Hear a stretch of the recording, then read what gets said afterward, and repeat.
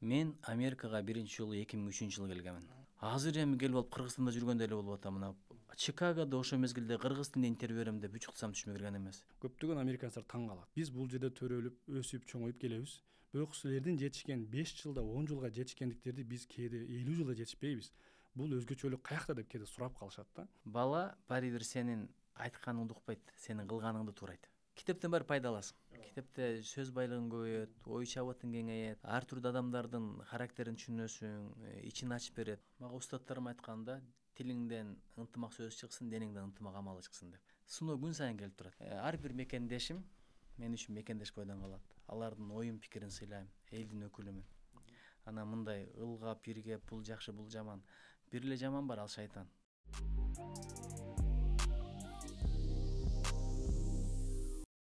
Ассаламу алейкум.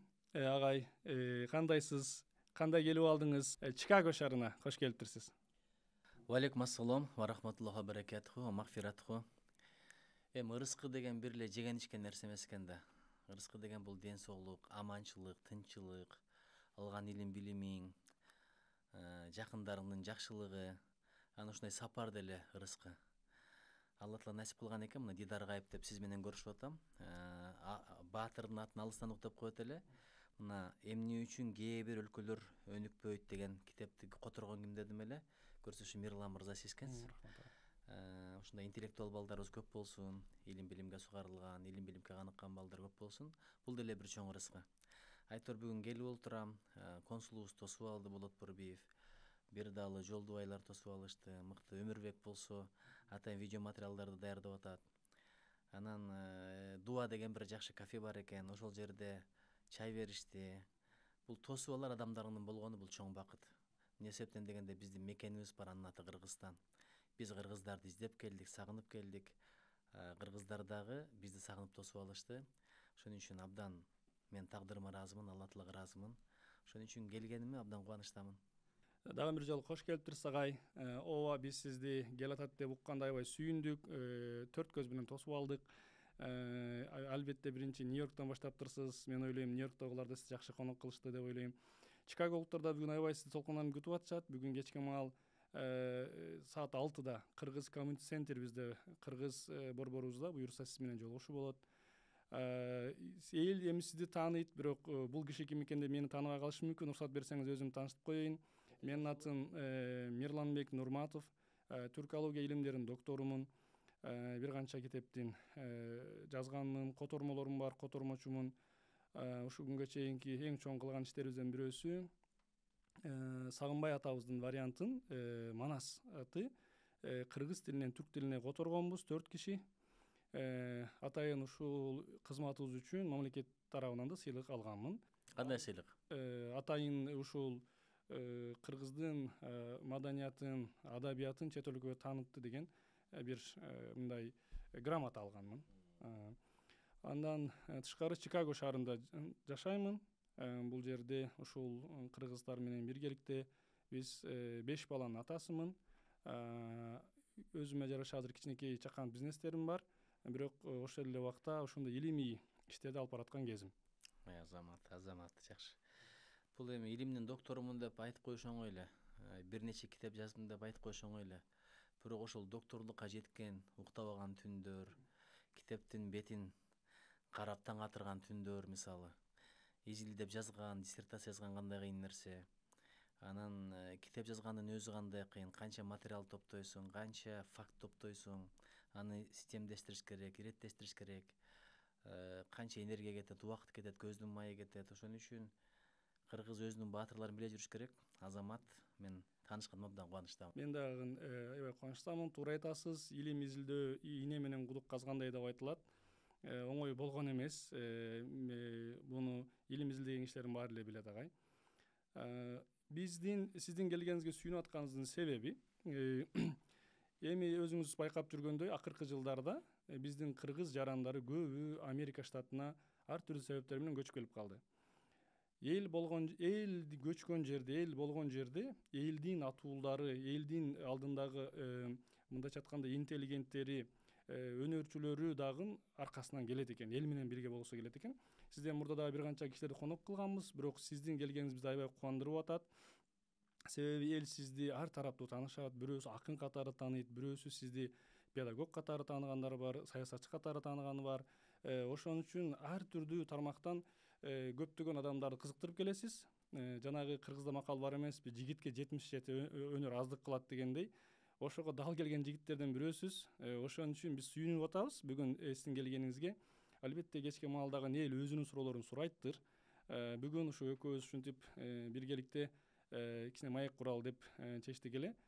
Ошого аябай мындай дагы бир жолу сүйүнүп атабыз агай сиздин келгениңизге. Сиз боюнча көптөгөн суроолор, немелер, интервьюлар көп болуптур. Мен ошолорду эле кайталагым келбей атат. Ошон үчүн бүгүн бир аз эркин темада китеп боюнча эле кайра эле ийгиликтер боюнча неме кылсак. Менин биринчи суроом, сиздин Америкага биринчи келгендеги мына бул Америкадагы эл же болбосо кыргыздардын жашоо турмушу, акыбалы кандай көрдүңүз? Сизге биринчи мындай көз караш кандай болду сизде? Мен Америкага биринчи жолу 2003-жылы келгенмин. Ал мезгилде Midwest деп коет, Канзас штатындагы Лоренс шаары бар, ошол жерде Канзас University деп коет, University of Kansas. Канзас университетинде масс коммуникация менен журналистиканы окуганмын. Мен үчүн бул абдан чоң тажрыйба болгон. Бул 2003-2004 жылдары, бирок андан бери 20 жыл өткөн жок, андан бери бир доор өттү. Ал мезгилде бир жыл бою телефону жок эле жүргөнмүн. Азыр эми телефону жок бир күндү бир саат эле эстете аласыңбы? Ал мезгилде карточка менен айылга чалчумун, апама чалчумун. Азыр эми WhatsApp. Бирок ал мезгилде сагынуу бар эле. Азыр сагынуу жоголуп кетти. Эми элестетип көр, ал мезгилде сенин телефон чалганың бул чоң окуя болот эле. Азыр эми каалаган учурда күнбө түнбү WhatsApp'тан чыгасың, өңүндө көрсөң болот. Жаңы технологиянын бир арманым ушул, сагынуу сезими жоголуп калды да. Анан Америкадан үйгө барышым бул чоң окуя болгон. Бүт туугандар топтолуп, ошондо биринчи жолу VIP'ден тосуп алышкан.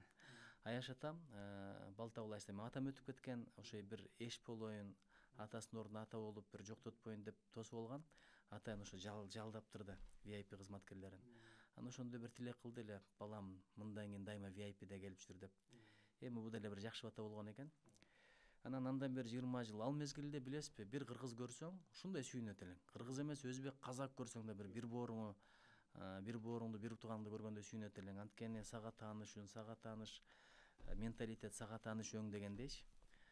Азыр эми келип алып Кыргызстанда жүргөндөй эле болуп атам. Мына Чикагодо ошол мезгилде кыргыз тилинде интервью берем деп 3 кылсам түшүмө кирген эмес. Ал мезгилде Чикагодон кыргыз көрөт белең келсең, кептин баары ушундай болуп атпайбы? Кечээ келдим, элчибиз өзү тосуп алды. Элчиликтин мыкты балдары бар экен ал жакта. Нургазы, Тилек деген бала бар экен. Ошондой эле Толкунай деген бир жакшы кыз бар экен. Эрмек деген жигит бар экен.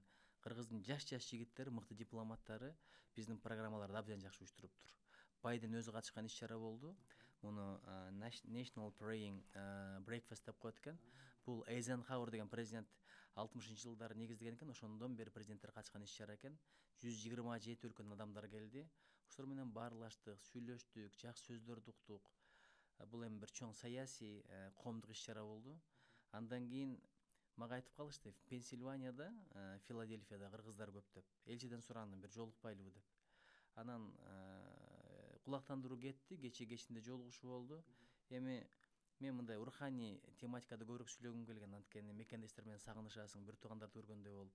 Бирок ал жакта мындай саясат болду, ачуу сөздөр айтылды.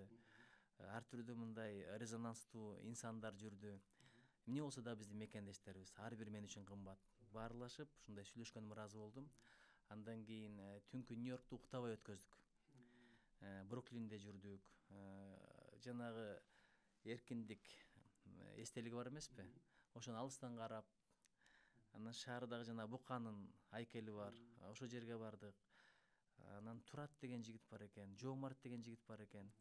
Мына ушул жигиттер менен биргеликте жакшы бир баарлаштык. Алар трак компаниясын иштетип, бир топ ийгиликке жетип атыптыр да. Анан ушуларды көргөндөн кийин ушунчалык сүйүндүм. Кыргыздын жигиттери башка өлкөгө келип, анан анын компаниясында ар түрдүү улуттар иштейт экен. Өзбек туугандар, түрк туугандар, литвалыктар, украиналыктар. Бир 70 адамга жумуш орун түзүп бериптир. 20 адам башкаруу тармагында иштейт экен. Анан ошолор бизди коштоп, бүгүн мына Чикагого узатты. Чикагода бизди консул өзү тосуп алды, башкы консул Болот Борбиев мырза. Аны менен кошо жанында жакшы балдар бар экен. Чыңгыз деген мырза, Бердалы, Жолдубай деген жигиттер. Айтор Өмүрбек деген азамат жигит бар экен. Анан келип туруп Дуа деген кафеге келдик. Бул 3 дегени Даниэль экен, анан Улук Деви ушундай аттарынан коюлуп тур да. Ошол жигиттер биригип алып туруп жакшынакай бир кафе ачыптыр. Азыр адамдар батпай атат дейт. Кечинде кетирдик дейт. Кечирип коюңуздар, орун жок депчи. Бул жакшы нерсе да. Ушулардын баарын көрүп, эми менин кандаштарым, кантсе дагы эми кыргызмын, ийгиликке жетип атканына абдан кубандым. Болгондо дагы дүйнөнүн эң күчтүү мамлекетине келип, ушул жерден ордун таап, жумуш орундарын түзүп, бизнестерди жасап, бир кыргыз деген атты жакшы гана таанытып атканына абдан кубандым да. Ошон үчүн адамдын эң чоң байлыгы бул адам. Өлкөнүн эң чоң байлыгы бул адам. Адам жакшы болсо, бул өлкөнүн имиджи. Ошон үчүн бизде бир чоң эле билинбеген бир көрөнгө бар да, потенциал бар. Ошону өзүбүз билбей жүрөбүз. Бир кечигип калсак, туура эмес иш кылсак, алдап койсок, шылуундук кылсак, кыргызчылык деп кыргыз деген атка бир аз кыянат кылып атабыз да, жалаа жаап атабыз. Көрсө кыргызчылык деген бул ийгиликке жетүүнүн бир кепилдиги турбайбы? Кыргызчылык деген башка жерге барып, караңгыда жол таап, капылеттен сөз таап, көз таап дегендей ийгиликтерге жеткен да кыргыздар көп турбайбы? Иши кылып биз өзүбүзгө болгон мамиле өзгөрүш керек. Мен ушуну көрүп абдан кубандым. Анан мына азыр келгенде силердин USA TVKG деген подкастыңарга чакырылдым эле. Эң бир мыкты балдар иштейт экен. Технологиялык потенциалыңар укмуш экен. Абдан сонун жабдыктар сатып алыпсыңар. Мындай сапатка иштеген команда экенге көрүнүп турат да. Ошон үчүн Кудайым колдосун. Абдан кубандым. Негизи тосула турган кыргыздарым бар, кабар алып келе турган элим журтум бар. Бул мен үчүн чоң дөөлөт, чоң бакыт. Сапарыңызда анда Нью-Йорк аябай болжолу өтүптүр. Буюрса Чикагода болжолу өтөт деп ниет кылып турам. Агай, анда сиз келгенден баштап эле көз салып, кыргыздардын жашоо турмушуна, жетишкендиктерине көз салып келаптырсыз. Анда мен дагы сизге бир эки нерсе айта кетейин. Кудайга чексиз шүгүр. Чындап эле кыргыз уул кыздары жакшы ийгиликтерге жетишип келатат акыркы жылдарда. Биз бул өлкөгө биринчи келгенде студент, андан кийин кээ биркилер такси айдап баштаган жашоо турмуштарына, андан кийин албан алып ийгиликтерди жетишти. Мисалы үчүн чоң трак компанияларды курушту. Көптөгөн уул кыздарыбыз бул IT компанияларында иштеп атышат, аябай жакшы. Мисалы Чикагодо дагы жакшы акыркы жаңылыктардан мына бир жыл ичинде агай баар жалпысынан бир 15ке жакын кыргыздардын кафе, ресторандар ачылды мисалы. Ошолордун экөөсүн мен ачтым, бирөөсүн ошо Арзан кафе деп, бирөөсүн Жаннат ресторан деп ачтым. Буюрса убактыңыз болсо келип чай ичип кетиңиз агай. Кудай буюрса, чакырган жерден калба дейт, өзүң басып барба дейт.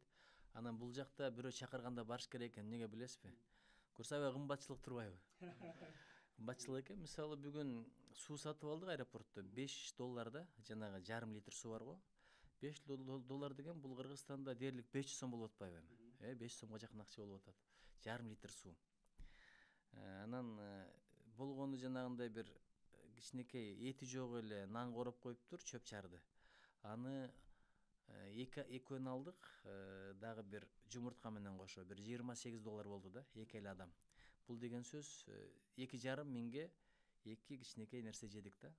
Ошон үчүн баары Кыргызстанга жетпейт экен. Кыргызстанда береки бар. Бизде кайсыл жакка барбы азыр? Кыштын күнү Нарынга барасыңбы, Таласка барасыңбы, Чаткалга барасыңбы, Каракулжага барасыңбы? Мындай стол титирейт. Банандан баштап жүзүмгө чейин коюп коет.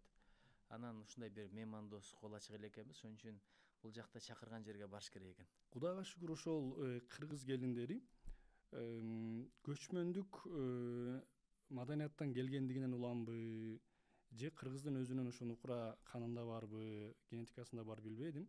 Мындай тайманбас болот экенбиз. Мисалы Кыргызстандын бир айылынан келип эле Чикаго шаарына келип, өмүрүндө машина айдаган эмес, рулга отуруп көргөн эмес.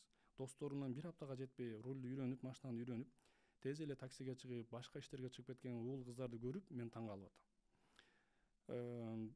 Бул кыргыз элинин Америкага кошо турган бир баалуулуктарынан бирөөсү.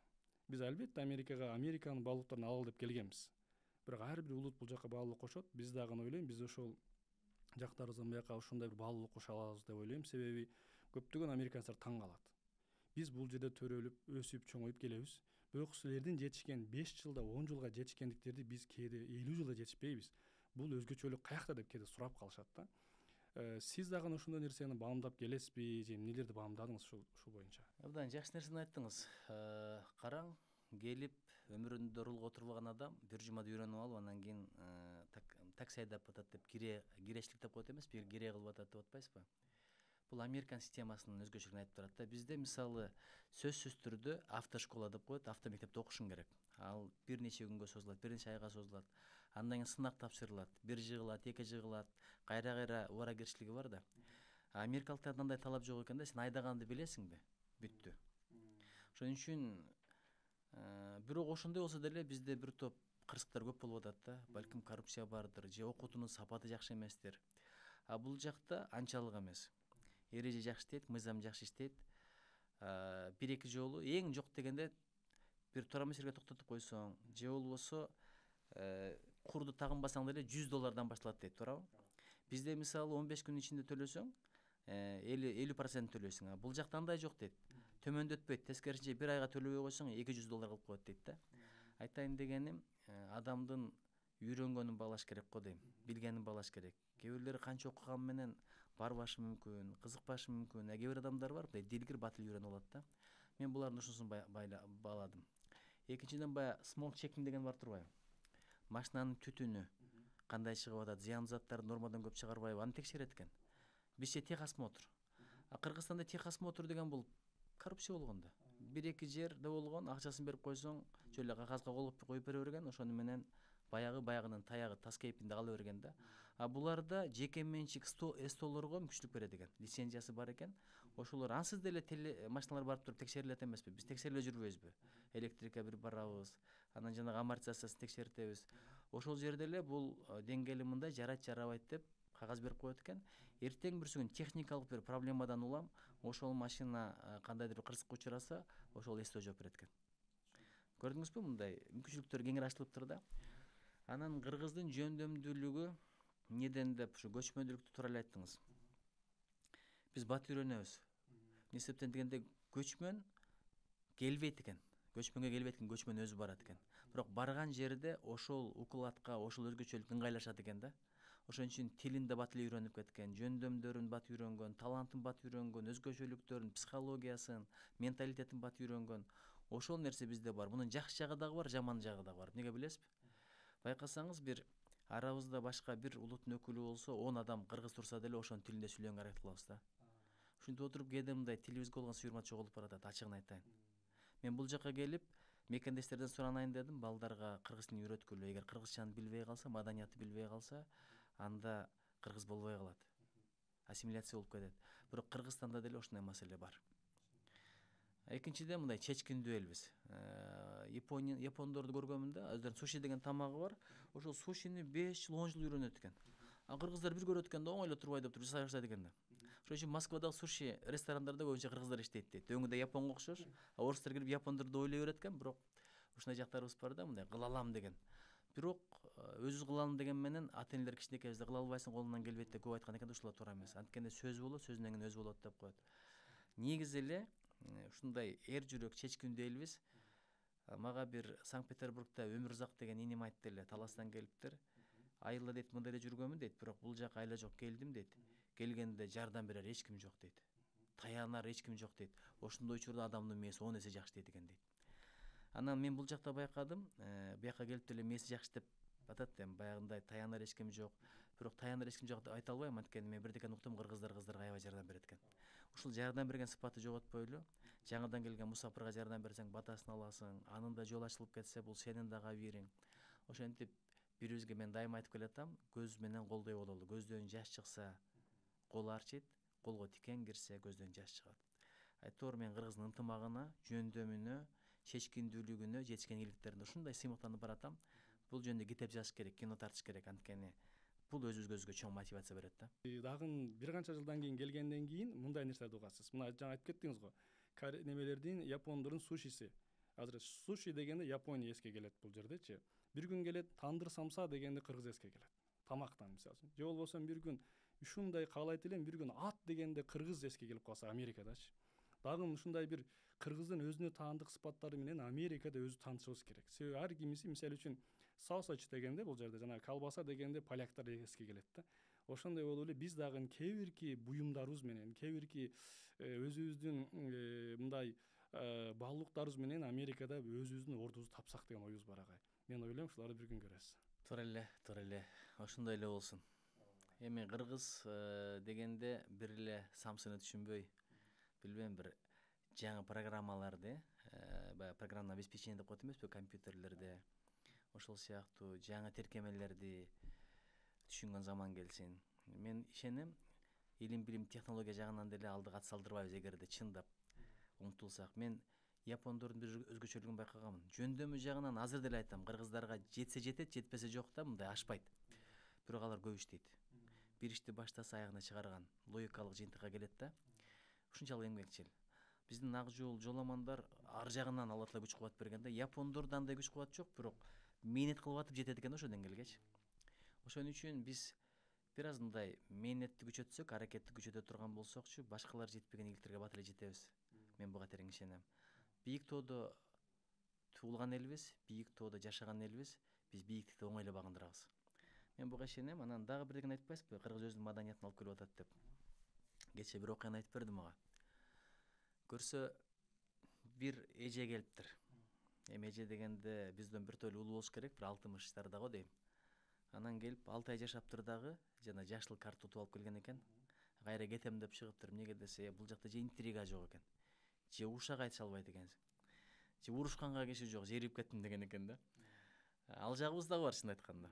Буякта байкадым, адамдар мындай күлүп жайнап жүрөт. Ушакташканга убактысы жок. Качан карабасаң жок дегенде чуркап жүрөт, спорт менен машыгып, болбосо бир иш менен алек болуп жүрөт да. Үйдө отурганда эле онлайн режимде иштейт экен. Америкада андай жан баштап жатсаң сонда дегендер актуалдуу эмес. Бул жакта кыбырабасаң, тыбырабасаң, жашоодон артта каласың, ашка каласың. Мына жөнөкөй эле бир студент айтыптыр, менин аяш уулум Муратзия деген, азыр Калифорнияда, мен эртеге ошого дагы барып келем, Лос-Анджелеске кабар алып келем. Жөнөкөй эле студент, жашаганга $3000 керек экен, жок эле дегенде. Бир кара башын бакканга. Анан бул жакта үй бүлөнүн 2 мүчөсү тең иштебесе, жашаш кыйын дейт да. Кечээ мен бир америкалыктар менен сүйлөштүм, бир балалуу болуптур. Анан айтып атпайбы, да канча балалуу болоюн деген ниетиңер бар десе, бала багыш бул жакта кыйын, баланы өстүрүш кымбат, ушу менен болду деп атпайбы. Мен айттым, туура эмес ойлоносуңар. Кыргыздын өзгөчөлүгү ушунда да, бала рызкысы менен келет деп ишенебиз. Анан бул жакка келип, кыргыздар ошондой бир психологияга туш болбосо экен, ошону үйрөнүп албаса экен деп тилек кылам да. Анткени биз дагы деле азбыз, көбөйүшүбүз керек. Ошого бул жакта жүрүп деле ушул ишенимди жоготпойлу, бала рызкысы менен келет. Биз көп болсок, көп элден талант да көп чыгат экен, баатыр да көп чыгат экен, жөндөмдүүлөр да көп чыгат экен, ийгиликке жеткендер да көп чыгат экен. Караңыздар, мына дүйнөдө азыр Индия менен Кытай эң көп эл, бирок экономикасы алдыга кетип атат. Азыр Американын инженердик программаларын камсыздаган көбүнчө индустар экен. Өзүнүн өлкөсүндө отуруп алып иштей беришет экен бул жакка. Ошон үчүн акылды өстүрсөк, билимди өстүрсөк, билим акыл аркылуу дагы көп нерсени табабыз. Анан албетте жүрөктө иман болсун. Эми мен жана айтып атканым, биринчиден бизде кичинекей травма бар да. Америкада жашап аткандарчы кыргыз десең кээде билбей калат да. Анан кийин казаксыңбы, монголсуңбу деп сурап калат. Мен ошону үчүн айтып атам да, бир күн болсо жок дегенде бир жерден бизди таанып калса, ат менен болобу, жаа менен болобу, болсом кайра эле тандыр самса менен болобу, таанып калса, ошонун аркасынан кыргыз деген ким болду экен деп, анан дагы бизди көбүрөөк тааныйбы деген эле ниетте айтып аткам. Мисалы, адам менен анын продукциясы байланышканда аябай бир маркетингде да жол ачылат экен да. Карасаңыз, Samsung деле iPhone'дон кем калбайт. Бирок iPhone популярдуу. Мындай iPhone алган престиждүү. Кээ бир көрсөткүчтөр жагынан балким Samsung алдыга өтүп кетиши мүмкүн, акыркы чыгарылышы. Бирок дагы деле iPhone бойдон кала берет. Эмнеге билесизби? Анткени iPhone'ду чыгарган Стив Джобсту бардыгы билет экен. Samsung'ду ким чыгарган билесизби? Билбейсиз. Ошон үчүн туура айтасыз. Бир адам деле өлкөнү таанытып коет. Мисалы, Роналдо, Португалияны билбегендер Роналдону билишет. Аргентинаны билбегендер Мессини билишет. Эми спорт жагынан айтып атам. Ошон үчүн бизден мыкты адамдар көп чыксын. Кайсы тармакта болсун, мейли спорт жагынан болсун, мейли самсы жасаган жагынан болсун, мейли бир жаңы технологияларды өстүргөн жагынан болсун. Айтор адамдарыбыз мыкты чыга берсе көрөсүң, кыргыз дегенди бардыгы билет. Балким бул жака келди Голливудтан жылдыздар чыгат. Балким Оскарды алгандар чыгат, балким Нобель алгандар чыгат. Мисалы, кыргыздын талант укмуш. Мен мисалы жакында эле Зинакан Пасанованы окуп чыктым. Абделамит Матисаковду окуп чыктым. Нуралы Капаровду. Кыргыздын укмуш жазуучулары бар. Болгону биздин тил мындай дүйнөгө тарабаган тил экен да. Ошону эле англис тилине которуп койсо, балким эмдигиче Нобель алып калмакпыз да. Ошон үчүн бул жакта жүрүп англис тилин мыкты өздөштүрүп алып туруп, ошол кыргыздын сөзгө болгон сүйүүсүн, жөндөмүн, сөз байлыгын ошол потенциалды колдонуп, бир адабият, маданият жагынан алдыга чыга тургандар болсо экен деп тилеген кезим. Алай болобуз буюрса. Анан бул жакта жүрүп, мына сенин котормочулугуңа абдан ыраазы болуп атам. Китеп которуш кандай. Мына ушул азыр жомоктор, дүйнөдөгү мен азыр мына Киплингдин Мауглисин көрдүм ачканда эле. Ушуну кыргыз тилине которуп коюптур да. Туурабы? Ал жерде 11 китеп бар. 11 китеп. Мен кече Кыргызстандан келатып ала келдим агай буну. Бул деген мындай болду да. Андерсондун кырсым. Биздиге ушул күнгө чейин Кыргызстандагы Жес кемпирдин эмеси, аны бул апендинин жоруктарын алып келип балдарга окутуп көрдүк. Бирок балдарыбыз апендин ким деп сурап атышат. Ошого кыйын болду. Анан кийин жакшы бир бул неме болуптур. Биздин балдарга Маугли десең билет экен, Пиноккио десең билет экен. Ошон үчүн ушул китептер которулган аябай жакшы болду. Бул дүйнөдөгү эң таанымал мындай классикалык жомоктор экен да. Жакында ысык мына басмаканадан чыккан жерине алып келдик. Чикагодо буюрса балдар ата энелер сатып алып окуса болот. Сон нерсе. Апендини окуй бериңиздер. Ошол апенди деген ким деп сурагандын өзү бул өзүн өзү тааныганы. Мен мисалы өткөндө кызыма жомок окуп берип отурсам, кызым өзү кыргыз мектепте окуйт. Шаарда эми билесиз да, кыргыз мектепте окуганы менен корго чыкканда орусча сүйлөгөндөр көп. Өзү 4 класста окуп калды. Анан жомок окуп берип атсам, ата нөшөр деген эмне деп атпайбы? Көрдүңбү? Сөздү тааныйт экен, сөзү менен өзүн тааныйт экен. Сөз бул жөн эле тыбыш эмес да, жөн эле тамга эмес да, бул аң сезимде бир пласт бар да. Сөз менен адамдын мүнөзү өзгөрөт, адамдын дүйнө таанымы өзгөрөт. Канчалык сөздү көп билсе, баланын өнүгүшү ошончолук жакшы болот экен. Ошон үчүн 3 жашка чейин мүмкүн болсо көп сүйлөш керек экен. Сүйлөшүүнү качан башташ керек? Боюнда бар мезгилде. Анткени бала апанын ичинде кезинде эле атанын үнүн билет экен. Анан жөн эле ошо апанын ичинде мезгилде деле сүйлөшө берсең, баарлаша берсең, анан төрөлгөндө биз ойлойбуз да бул сөздү түшүнбөйт деп. Жок, андай эмес. Күнүгө жумуштан келгенде эле бүгүн күнүм жакшы өттү, түкүнчүгө жолуктум, мындай китеп окудум, мындай жаңылыктар болду, бул маселени көтөрдүм деп балага сүйлөй бериш керек экен да. Ошонун баардык уккан нерсеси баланын өнүгүшүнө абдан чоң таасир этет экен. Ошон үчүн баягы апендиги, анан кийин биздин эми каармандарыбыз бар да, Алып кара куш деген бар туурабы? Алпамыс деп казактардыкы бар. Ошол сыяктуу каармандарыбыз менен параллелдүү буларды окутуп бериш керек да. Ошондо өзүн да билген, өзгөнүн да билген эки канаттуу куштай болот. Эки канаттуу куштун барар жери алыс, жакшы учат. Ошон үчүн жана айтайын дегеним агай, биз буюрса алдыда койгон чоң максаттардан өзүмдүн жеке максатым, ошол эле убакта кыргыздардын да максаттарынан ушул кыргыздын чоң манасчылары Сагынбай, Саякбай аталарыбыздын варианттарын буюрса англис тилине которолу деп турабыз. Ошону которуп калсак бул аябай жакшы болот. Себеби биринчиден кыргыздын өзүнүн баалуулуктарын бул элге таанытканга мүмкүнчүлүк болот. Экинчиден дүйнөлүк ушундай чоң бир дүйнөнүн баалуулугу булчу. Бир эле кыргыздык эмес. Ошону бул жердеги дагы элдин таанып билип окуганга акысы бар. Бизге бир мисал, мен өзүм ошол тармакта изилдөө жүргүзүп, которуп келген киши катары кээде кечинде мен да 5 балам бар да. Жатканда буларга топтоп алып, манас бул жерде. Балдарым айтып бергенимде, мен кичинекей 1-класста окуган балам мектебине барып алып, мен манаспын деп көрүнгөндө коркутуптур да. Ошентип жүрдү да бир канча жылчы. Анан ошону мен байкадым. Америкада. Мен манаспын, манастын урпагымын депчи, балдар бешикте түшүнсөм. I'm Manas and I wanna kill you. Балага кандай мындай бир self confidence деп коет, өз ишеним алып келген да балагачы. Ошону байкадым.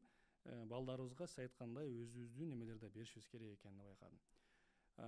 Анан агай дагы китеп боюнча сөз кылып атабыз, китептер боюнча. Америкада бир Поличудо сыяктуу булардын Jeopardy деген бир программасы бар десеңиз. Анан бул программага ушул темада акылдуу, өзүнө ишенген адамдар чыгат.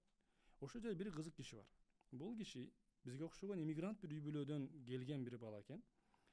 Анын кичинекей баласы дагы бар экен.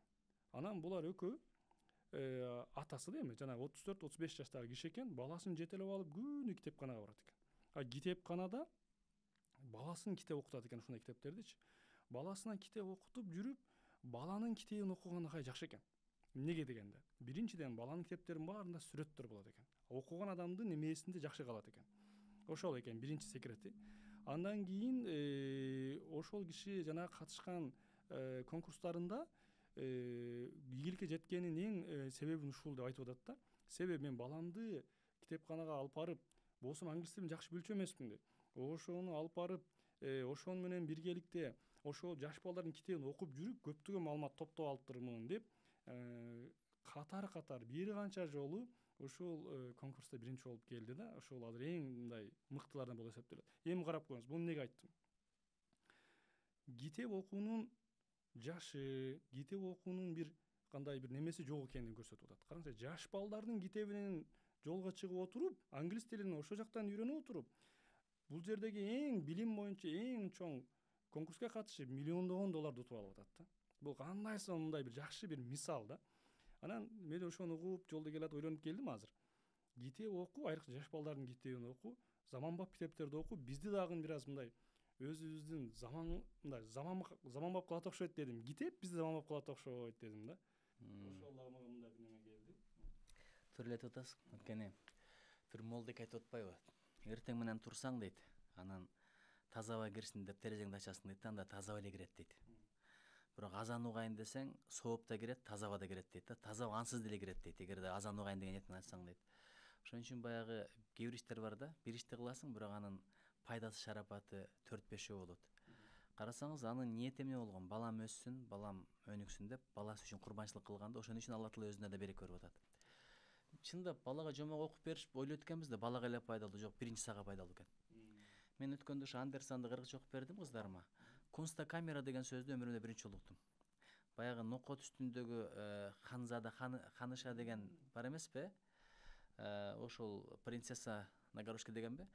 Анан ошону кыргызча окудум. Кунстакамера деген эмне экен деп кыздарыма билгизбей Google'дан билип алдым да. Анан сурап калса жооп берейин деп. Анан гак кушунун жүнү дегенди окуп алып туруп, эмне десем, ал баягы гуси гагага деген жөн эмес экен да, ошол өрдөк түркүмүнөн болот экен.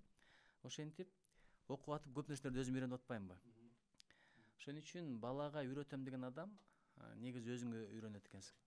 Негизи билесизби, экинчиден бала баары бир сенин айтканыңды укпайт, сенин кылганыңды туурайт.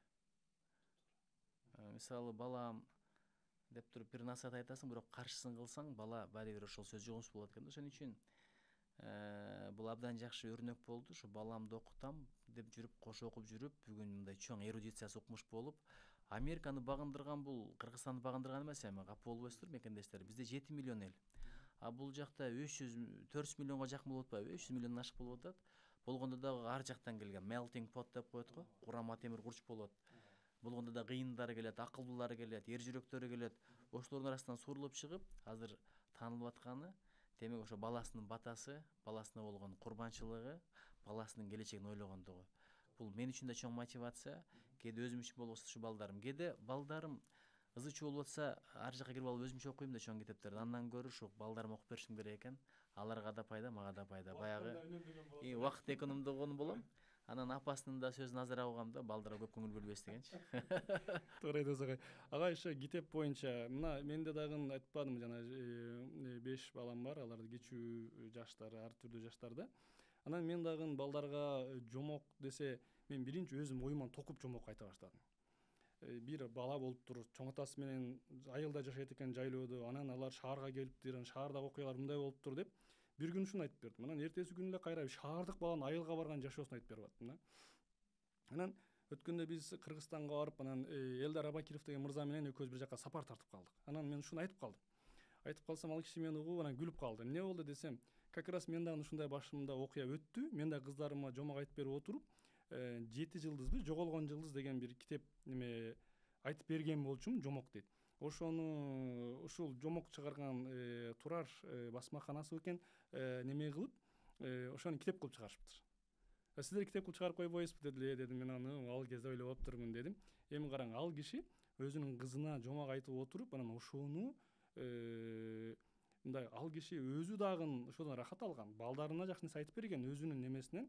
Ал жомокту айтып берип атканда дагы жомокту мындай жомок эле катары эмес, жомоктун ичине физикалык немелерди, кубулуштарды, ошол бүткүл физиканы, математиканы баарын кошо кетишке аракет кылыптыр да, баланын немесин көтөрүптүр. Балага жомок айтып берүү, балага китеп окуп берүү агай баланын ой жүгүртүүсүн, келечекте анализ кылуусун аябай өстүрөт экен. Бир эле сөз байлыгын эмес агай. Кимде ким кичинекей кезинде чоң ата чоң энесинен же өз ата энесинен көп жомок уккан болсо, ошол киши келечекте ийгиликке көбүрөөк жетет экен. Буларга мисал үчүн эң эле жакшы мисал Америкада жашаган көбүнчө еврей улутундагы элдер көп кылышат экен. Апалары көбүнчө балдарын ушу китепти окуп берет экен да. Ошон үчүн булардан көбүнчө кино режиссерлор, актерлор көп чыгат экен. Мына ошол немелерди атын атабай эле коеюн, ошолордун сырын изилдеп келсеңиз, булар баарынын орток бир немеси бар, сыры бар. Кичинекейинде буларга жомок айтып берген кишилер көп болгон. Ошол кийин чоңойгондо ошол өөрчүп отуруп, ушундай чоң даңазалуу китептерди жазып, жана кинолор чыгарганын себеби ушул болот экен. Биринчиден казанда болсо анан чөмүчкө чыгат. Жомокту окуп берип атканың бул жөн эле эмес. Көп китеп окуганың, бабалардын арт сөздөрүн көп укканың, ошонун баардыгы орноп калган. Анан ошон көбөйүп атат да, ошондон чыккан нерселер бул. Ар жакта көздөн да болбосо бирдеге чыгышы кыйын. Балага токуп бериш үчүн дагы өзүң окушуң керек. Бар болсо чыгат, ушуну айткым келип атат. Анан туура эле баягы жазып коюш керек. Бул деле автордук чыгарма болуп калат да. Биз эми жалаң эле ушу Аппендинин жоруктары же билбейм Чыпалак Баатыр менен жүрө беришибиз керек да, туурабы? Жомок деле баяп туруш керек. Азыркы заман өзүнүн жомоктору болуш керек. Мисалы ушу жомоктордогу эпизоддордо WhatsApp болуш керек. Жомоктордогу эпизоддордо нейросеттер жөнүндө болуш керек. Карасаң, эмне үчүн убагында мисалы Кытай убагында фантастикалык чыгармаларды окуганга тыюу салып койгон экен да. Азыр тескерисинче фантастикалык чыгармаларды көбүрөөк окуса дейт экен. Эмне себептен дегенде, ким фантастиканы көп окуса, жаңы технологияны ошо ойлоп табат экен да. Мына караңыз, Стив Джобс менимче көп окуган да фантастикаларды. Экөөбүзгө 20 жыл мурда ушул жерде отура бересиң, чөнтөгүңдө бир телефон болот, алып Америка менен сүйлөшөсүң десе айнып калганды ойлойт элек да, туурабы? Ушундай да болчу беле деп.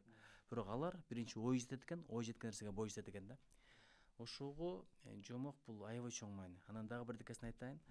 Жомок бул жөн эле жомок окуп берүү эмес экен да, бул убакыт бөлүп берүүкө. Адамдын адамга берген эң чоң береги бул убакыт экен да. Убакыт бүгүн бар, эртең жок. Алтын күмүштү эртең деле берсең болот. Ошол анан мээрим берет экенсиң, көңүл берет экенсиң. Балага эң кымбат ушул турбай көрсө. Биз балдарга алдына оюнчуктарды жайып берип коюп, анан багып атам, каалаган алып берип атам, жок, кеп андай эмес экен. Ар кандай оюнчуктан бала бир ашып барса 2 саатта жайт. Анан дагы жаңысын дей берет. Карасаң, алдында жапжаң оюнчуктар турат, эшиктен бирөөнүн баласы бир эски бирдеме көтөрүп келсе, ошону талашат. Муну карабайчы, адам ушундай экен да. Бирок сен менен баарлашуудан бала тажабайт. Сен менен көңүл бөлсөң, ушундай көңүлү көтөрүлөт. Негизи мен бирдегени түшүндүм, баланы тарбиялаш неге эле жакшы болуп көңүлүн көтөрүп туруш керек экен да. Жылуу сөз менен, көңүл бөлүп, анан баланы бирөө менен салыштырган туура эмес экен. Элестетип көрүң, аялың келип алып сени бирөө менен салыштырып атса кандай катуу тиет? Аялыңды сен бирөө менен салыштырып атсаң, ошол сыяктуу эле биз Түкүнчөнүн баласын кара деген туура эмес экен. Өзү менен өзүн салыштырыш керек экен. Кечээ анча билбейт элең, бүгүн жакшы билип калыпсың. Туктан берип дегендейчи. Ошон үчүн бул эми өзүнчө бир чоң философия, чоң педагогика, этнопедагогика баарын камтыш керек да. Бирок туп-туура азыркы жомоктор, азыркы заманба подкаст эмне экенин айтып кетиш керек. Подкасттын каармандарын, азыркы жомоктор мисалы Марска учкан спутниктер бар, ошолорду камтып кетиш керек. Анан баары бир баягы улуттун өзүнүн өзгөчөлүгү болуш керек да. Биздин колорит болуш керек. Туура айтып атпайсызбы? Мен Бэтменмин, Суперменмин деп деле коркутса болот балдарды, бирок мен Манаспын деп коркуткан, бул такыр башка нерсе. Болгондо да Чикагода. Ошон үчүн ушундай талим тарбия бербесек болбойт. Анткени кыргыз болуу бул биздин тагдырыбыз. Кыргыз болуу тагдыры бул жөн эле кыргызмын деп кыйкырып коюп жүрө бериш эмес. Кыргыз болуу тагдыры кыргыздын наркын, салтын, маданиятын, тилин сактоо, аманатын мойнунда ала жүрүү. Бул бизден башка эч кимдин милдети эмес. Бул билесизби, америкалыктын дагы милдети эмес, япондун да милдети эмес, орустун да милдети эмес. Муну сакташ өзүбүздүн милдет. Ошон үчүн кээ бир элдер бар, билесиздерби, тилдери унутулуп кеткен, бирок ошол тилди кайрадан иликтеп, изилдеп, жандандырган элдер бар. Ошон үчүн бизде ушундай бир намыс болсун, ариет болсун, тилек болсун, жоопкерчилик болсун. Сакташ бизден. Алла Таала бекеринен улуттуулук кылып бөлгөн жок да. Баардыгыбызды америкалык кылып койсо, Алла Тааланын эркиндеги нерсе. Кааласа орус, кааласа араб кылып коет эле. бөлөк кылган асмандагы жылдыздар да бөлөк болгондо кооз эмеспи? Бири жымыңдайт, бири чоң, бири кичинекей, бири сары, бири көк, бири кызыл дегендейчи. Ошол сыяктуу ар бир маданият, ар бир тил өзүнчө кооз. Кээде мен бир жолу эсимде бар, Латин Америкада колумбиялык бирөөгө кыргыз тилинде сүйлөп бергенде тилиң аябай кооз экен дейт. Бир сөз түшүнбөйт, бирок тилиң аябай кооз экен дейт. Анан кээде алар деле мындай сүйлөп бериш деп суранасың да. Ошон үчүн кээ бир тилдер бар мындай музыка, өзүнчө эле музыкада. Кээ бир тилдер бар өзүнчө эле мындай аябай жумшак. Бир сөз уктум эле. Буларда испан тилинде сыйын деген эми христиандардын сөзү экен да. Итальян тилинде аялдарга сүйлө дейт. Анан англис тилинде досторуңа сүйлө, немис тилинде душмандарыңа сүйлө деген тамаша бар экен да. Анан биз дагы мындай тоонун элибиз. Биз жоокер эл болгонбуз. Биздин тил мындай бир аз оройраак. Карасаң ат, теп, кой бир эле муунду да. Өзбектердики келади, кетади бир аз жумшак. Анан казактардыкы калай жаглай жатыр депчи. Анан салыштырып көргөнмүн да бизде. Өзбек тилинде мындай балким ибадат кылсаң жакшыраакпы. Казак тилинде аял затына сүйлөсөң жакшыраакпы, кыргыз тилинде душмандарыңдын духун түшүргөнгө жакшыраак депчи. Бирок биздин тил ушунчалык кооз тил. Мен Америкага келгенде өзү биринчи студент болуп келип калдым. Өзүм түркология илимдеринин доктору болгону менен Америкада кайрадан өлдүм баштан. Анан ушу күнүмдүк турмушту бала чакамды багыш үчүн эмне жумуш кылсам дедим дагы, колумдагы өнөрүмдү колдонойм дедим дагы. Жарыя салдым. Мен англис тилдүүлөргө кыргыз тилин үйрөтө алам депчи. Карап койсоңуз бул баатырлыкты. Анан жарыя салсам, бир топко эч кимден жооп келбеди. Бир күн бир телефон келиптир. Бир Калифорния жактагы бир профессор мени тааптыр. Угуп калып бирөөлөрдөн. Ал айтып калды, мен профессормун, антрополог экен. Бирок Кыргызстан тараптарга изилдөөгө барат элем, силердин тилиңерди үйрөнүп алайын алдын ала кичине деп айтып калды. Анан баштап калдык экөөбүз. Ошентип онлайн, экөөбүз бирибизди көргөн жокпуз. Анан экөөбүз онлайн ушинтип башталып, ошентип Америкада 2 кишиге мен профессорлорго кыргыз тилин үйрөттүм. Үйрөтүп атып, агай мен рахат алдым. Укмуш, себеби аларга үйрөтүп атып, мен өзүмдүн тилимдин ушунчалык баалуу, ушунчалык сонун, ушунчалык керемет, ушунчалык сөз байлыгы кенен, ушунчалык сөзгө мындай кулакка угумдуу экенин дагы байкадым десеңиз. Мен бияка айтам, профессорлор кайрамага кайрайтып койчу дейт, мисалы үчүнчү. Мен мектепке барып, баламды колунан жетелеп алып келдим, мисалы үчүнчү. Буну англис тилге которуп келсеңиз, мындай неме болбойт да, мындай сонун шыр кетпейт десеңиз. Мисалы үчүн дагы профессорлордун таң калганы, карачы дейт. Биз мындай бизден өзүдөн башка кишиге ю деп эле коебуз дейт да. Силер сенден башка сиз дейт экенсиңер. Силер, сиздер дейт экенсиңер. Ата энең кирип келсе сиздер дейт экенсиңер. Жашыраак балдар келсе силер дейт экенсиңер. Карап койчу. Кандай тилиңер мындай көркөм, бай экен деп ушунчалык рахат алып 2 жыл сабак бердим ошолорго. 2 жыл ошолор менен алган тыйыным менен немемди студент күндөрүмдү өткөрдүм агай. Анан Америкада биринчилерден болсом керек, китеп сатып алып, кайра Amazon'дан китеп саттым. Ушул күнгө чейин 2000ден ашуун китеп сатсам керек. Мен Америкада баштаган биринчи бизнесим ушул болду агай. Анын аркасынан улап келип, бизнестерге кызыгып, башка бизнестерге кийин эме кылдым. Ушул күнгө чейин бирок китептүгө окуган киши болбосом дагы, китеп саткан кишилерден бирөөсүмүн агай. Сиз китеп окуган кишилерденсиз, мен китеп саткан кишилерденмин агай. Кудайга шүгүр, ошол мына азыр кичине китептерим ала келдим, азыркы окуп аткан китептеримен. Бул китепти алып келдим, буну, анан бул китепти алып келдим. Бул жерде дагы бир китебим бар.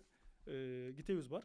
Бул жана Билл Гейтстин өткөн жылдарда Билл Гейтстин окуган китеби экен. Ал киши билесиз, жылдыга окуган китептерин атайын интернетке коюп коет. Мен ушул китептерди окудум деп. Ошол китептерден бирөөсү бул. Анан эми китеп деп калдык агай. Уруксат берсеңиз, мен сизге эгер ушунун подкасттын соңунда берейин дедим эле, бирок азыр сөз болуп калганда агай, уруксат бериңиз. Ушул китепти мен сизге белек кылып коюп уруксат этиңиз агай. Бул китепти белек кылып берип атам сизге. Жакшы окуп рахат аласыз деп ойлойм. Бул китепти берип аткан себеби агай, биринчи айта кетейин. Бул Америкадагы канчанчы президент унутуп атам, Барак Обама боюнча китеп, өзүнүн жазган китеби. Президент көптөгөн кишилердин сүймөнчүгүнө орногон бир киши. Бул китепти сизге белек кылуудагы себебим, сиз боюнча жаштардын жакшы ой тилектери бар агай. Биринчиси эле агай дагы элдин каймагы болуп бир күн болбосо бир күн элдин алдындагы балким президент болуп калышы мүмкүн деген ушундай ой тилектер бар. Ошо адамдардын тилектери балким бир күн орундалаттыр. Ошого ушу Барак Обамадай болуп Кыргызстан үчүн жакшы бир кызмат кылып бериңиз агай, күнү сааты келип Алла насип кылып калса агай. Ошол ниетте белек кылып атам. Ой, рахмат. Өзү мен үчүн белектин эң кымбаты ушул. Болгондо дагы китепте, болгондо дагы Обама мындай харизмасы башкача. Бул мен Японияда жүргөндө шайланды 2008-жылы. Ошондо Котобано Чикара деген япондордун бир баа берүүсү, бул сөздүн күчү деген.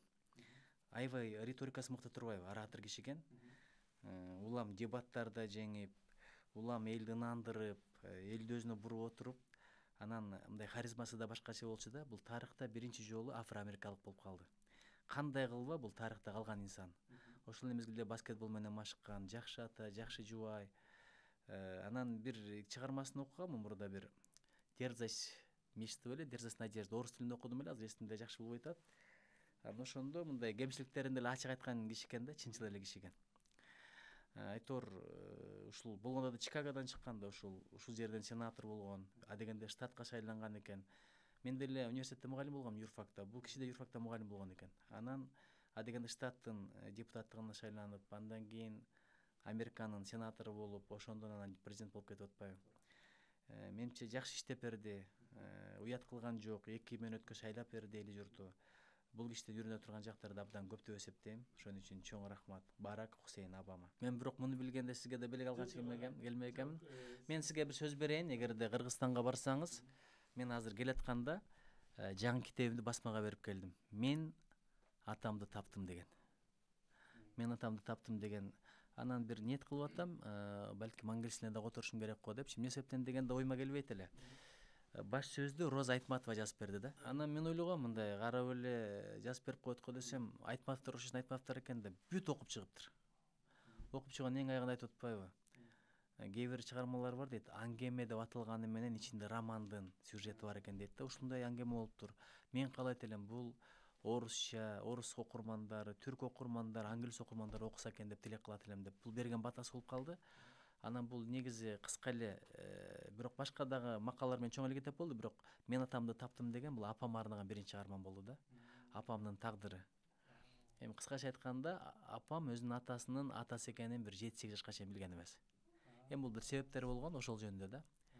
Анан ошо эң аягы ошондой. Эми эмне болсо деле бактылуу адам экенмин, анткени Мен атамды таптым деп бүтөт чыгарма. Ошону мен сизге белекке берем, Кудай кааласа, ниет кылып. Агай, менде мындай бир жакшыбы жаман бир адатым бар. Китеп окуп кетип атып эле, анан кийин кээде башка бир жакшы китеп көрүп калсам, ал китепти окуп кете берем. Ошентип мен бир эле убакта 5-6 китепти параллель окуп кетем. Балдарым да таң калып атат, эмнеге мындай кыласыз деп. Себеби бир нерсени окуп атсам, ошого тиешеси бар нерсе башка китептен чыгып калат. Анан экөөнү жакшыраак түшүнөм да. Ушундай жаман адатым бар. Машинамда бир китебим бар, бөлмөмдө бир китебим бар, офисте китептерим бар дагы. Каерде бир бош убакыт таап калсам, ресторанда деле отуруп китеп окуп кое берем. Мага жагат ошондой кылганчы. А сиздин методикаңыз кандай? Китеп окуганда кайсы жолду? Бул жаман адат менде дагы бар. Бирок бизде бир нерсе бар да, ошо баардык китептерди окугуз келе берет да. Бирок баардык китептерди окуй албайсың. Bundan канча жыл мурда, 2010 канча жылы, так эсимде жок. Ошондо бир дүйнөдө китептердин саны канча деп аткан, 120 миллиондой китеп жазылган экен да буга чейин. Эми элестетип көрүң, анын баарын эмес бир кыпындай бөлүгүндө окуй албайсың да. Ошон үчүн китепти деле тандаш керек. Досту тандагандай, анан сүйгөнүңдү тандагандай. Мисалы, бирөөгө классикалык чыгармалар жагат, бирөөгө көркөм чыгармалар жагат, бирөөгө фантастика, дагы бирөөгө автобиографиялык чыгармалар, бирөөгө публистика жагат, фельтондор жагат. Тарыхый чыгармалар абдан жагат бирөөлөргө. Ошон үчүн мындай мен өкүл балдарыма тапшырма бердим кадимкидей группада. Бир жылда окуй турган 12 китептин тизмесин мага бергиле деп. Кээ бирлер айтат, агай окуп туруп эле жөнөтүп койгойлу сизге деп. Мен айтам, андай эмес. Пландаганда да үйрөнөлү депчи. Негизи китепти эле пландаш керек. Эмнеге билесизби? Кийин кайсы китепти окуйм деп ойлосоң, ошого дагы энергия кетет, анан убакыт да кетет да. Пландап койсоң, жеңил кете берет. Ошон үчүн мындай пландап жашаганды үйрөнүш керек экен. Кыргыз бекер айтпайт да, ирээси иштегилик болбойт депчи. Мен дагы ошондой. Мисалы, азыр Форд жөнүндө китеп турат, биякта карасам, сөзсүз түрдө пайгамбар алейхисалам жөнүндө китеп, хадисти окуйсуң, Куранды окуйсуң, араб тилинде деле окуйсуң. Анан ошол эле мезгилде бир кыргыздын көркөм чыгармасын окуп койгуң келет. убакыт жетишпейт да, бирден окуп аягына чейин бүтүргөнгө убакыт жетишпейт. Ошон үчүн 5-6 бирдей алып кеткен заман ушундай го дейм, туура эле нерсе. Ал жаман деле сыпат эмес го. Билбейм агай, ушундай бир нерсе пайда болду менде, бирок аябай ырахат алам баардыгынан. Агай, жашооңузда эң мындай сизге таасир берген, ар дайым эстесеңиз ушу оозуңузда жакшы бир даам калтырган кайсы китеп бар? Учитель фехтования деген Дюманын китеби бар, орус тилинде. Мен ушунчалык бала эми орусча котормолор окумуш да. Котормочуларына баа бересиң. Мисалы мен жанагы Дон Кихотты ким которгон билбейм, эсимде жок, бирок ойлойм да, эгерде оригинал ушуга жетеби жетпейби депчи, ошончо ошону которуп койгон. Учитель фехтованияда абдан жакшы которгон Дюманыкын. Эми бул декабристтер жөнүндө да. Француженка Питерде жашап атат, Санкт-Петербургда, ал мезгилде Россиянын борбору болгон. Оюнда таптакыр болгон эмес да, бир оруска тийип калам депчи, анан бир офицерди жакшы көрүп калып, ал аркасынан чуркап жүрүп, акырын андырып, ошого баш кошкондон кийин элестетип көрүң. Эми мындай боюнда бар мезгилде тигилер декабристтер көтөрүлүшкө чыгып, аларды Сибирге айдап атпайбы? Сибирге барган мезгил азыркыдай эмес да, ал мезгилде. Самолет менен оңой эле барасың, жолдор бар, автострадалар бар. Ал баласын төрөп, бир аз эле эмизип, ирдентип коюп, кайнесине берип аркасынан кетип атпайбы? Аркасынан эми ал мезгилде ушундай бир жолдор жок, кыштын күнү, жаз болсун десе күтпөй атат да, мен аркасынан барышым керек депчи. Ошончолук бир берилгендик да. Анан элестетип көрүң, мен оруска такыр тийбейм, Россияда такыр калбайм деген кыз ошентип аркасынан Сибирге кетип атат. Демек, эгер мырза мыкты болсо, кандай алды болосун сүйдүрсө болот экен да. Эми ошол жагына да таасир эткен. Анан баягы аркасынан эми ал мезгилде азыркыдай телеграмма жөнөтө албайт, же болбосо сотка менен чала албайт. Капсылеттен эле бара калат да. Баягы күйөөсүнө ушунчалык сюрприз болгон жери эми аябай таасирдүү жазылган да. Ошол француженка кызга кызыгып француз өзү жеткизип келет. Питерде жүрүп, анан француженка кызды көрүп, жактырып калат, бирок француженка бул французга кызыкпайт, эмне себептен дегенде жүрөгүн ошол орус жигит алып койгон болот. Анан ушунчалык мырзалыгы бар экен, эми кимди тандаса ошону тандады. Мен ага тан бердим деп жүргөн мезгилде баягындай окуя болуп калганда, эми ушул жаңыдан төрөгөн кызды кантип мен жалгыз калтырам деп туруп, өзү апарып жеткизип келет да. Ошол бул болгон окуя негизинде жазылган. Ушуга абдан таасирленгенмин. Ар бир азыр эми болор болбос нерсеге ажырашып кетип атпайбы? Болор болбос нерсеге экөөнүн жолу эки жака. Өткөндө бирөө iPhone алып бербей койсо ажырашып кетиптир. iPhone алып бересиң дептир, түкүнчө аял iPhone менен жүрөт, тигил эле бул эле депчи. Анан ошону окугандан кийин мен абдан таасирленгенмин. Анан Жусуп Баласагынын Куталчу билими ар бир мамлекеттик башкарууга барган киши окуй турган китеп. Бул сөз сокуш керек. Китептердин арасынан бизнес боюнча мага Коносуке Мацушитанын Миссия бизнеси деген китеби абдан жагат. Ошентип мыкты китептер чыга берет. Кыргыз поэзиясынан Турар Кожомбердиев, Жолон Мамутов, Омар Султанов үчөөдөй жазган менимче дүйнөдө эле жок го. Дүйнөлүк поэзиядан Мандельштам менен Лорка бар го, Гарсия Лорка, ошолорду абдан баалайм. Бала кезде Майнриттин баягы башы жок Чавандес деген бар эле, Ак кол башчы, Белый вождь, ушуларды окуп алып эле таасирлене берчүмүн да. Тургеневдин жанагы Дворянское гнездо деген бар эле. Ишил окусаң, окумуш китептер бар. Анан бирок кээ бир китептер бар, өмүрүң жолу текке кетип калат да. Аны окуп кереги деле жок. Мисалы, Гэтсби жөнүндө китеп абдан жакшы китеп. Баягы The Great Gatsby деп белгилүү го. Бирок эми бир аял зат үчүн ошончолук башын жоготуп, аягы өлүм менен бүткөнү бул жакшы деле нерсе эмес да. Эми бул билесиз агай, адабиятта романтизм, дадаизм, реализм деген бар да. Ошолордун бирөөсүнө кирип кетет дагы, анан ошондой жазылган китептер болсо керек. Бирок китептен баары пайда аласың. Китепте сөз байлыгың көбөйөт, ой чабытың кеңейет. Ар түрдүү адамдардын характерин түшүнөсүң, ичин ачып берет. Бул сүрөткөр деп бекер айтпайт да. Мисалы, Төлөгөн Касымбеков ар бир каарманын кантип ачып берип койгон, кысынган кылычтачы. Бекназар өзүнчө, Абилби өзүнчө, тим эле ичине кирип алгандай да. Эрешим боюнча өзүнчө жазат, Айзада жөнүндө өзүнчө жазат. Анан Айтматовдун каармандары, мисалы, жөн эле сүрөтүн көрсөң, Айтматовдун каармандарын билесиң да. Мисалы, фуражка кийсе, кичинекей бала, бул ак кемеде дүрбү тагынып алган болсо. Анан жөн эле жолук байлаган бир келин баратса, Жамиля. Анан жанагындай Будёновка кийген болсо, ким болот? Дүйшөн. Башка бир дагы жазуучунун каармандарын мындай тааныбайсың. Таң каласың. Ошон үчүн биздин сүрөткөрлөрдөй сүрөткөр дүйнөдө болгон эмес, биз сөз баккан элбиз. Болгону дүйнөлүк тилдерге которо турган болсок бар го, ошол боюнча биздин чыгармалардын немеси боюнча Манас дагы мага аябай чоң таасир берди агай. Манаста билесиз 600дөн ашуун жер суу аттары, географиялык немелер атталат да. Анан ошолордун көбү ушул күнгө чейин ошол эле ат менен аталып келет. Кээ бирлери кичине өзгөрсө дагы, бирок оригиналында ошол боюнча неме болуп турат дагы. Ушундай бир баалуу да. Азыр бир географик бир агай бир эжеке алып туруп Манасты колдонсо болот. Мен мисалы үчүн Сагынбай атабыздын вариантын которуп атып, кээде кыргыздарда мындай бир талашып калат эмес, Манас намаз окуганбы, окубаганбы деген талаштар боло берет да. Биринчи ошо кичине бир Манасты окуп койсо экен дейм да. Себеби дегенде ошол жерде мен өмүрүмдө биринчи жолу Курандагы Ихлас деген сүрө бар. Жана Кулхуаллаху ахад деп неме кылган. Ошонун чечмелеп, мындайча айтканда меали деп коет го. Ошону чечмелеп берген укмуш китеп экен да. Манаста тафсири.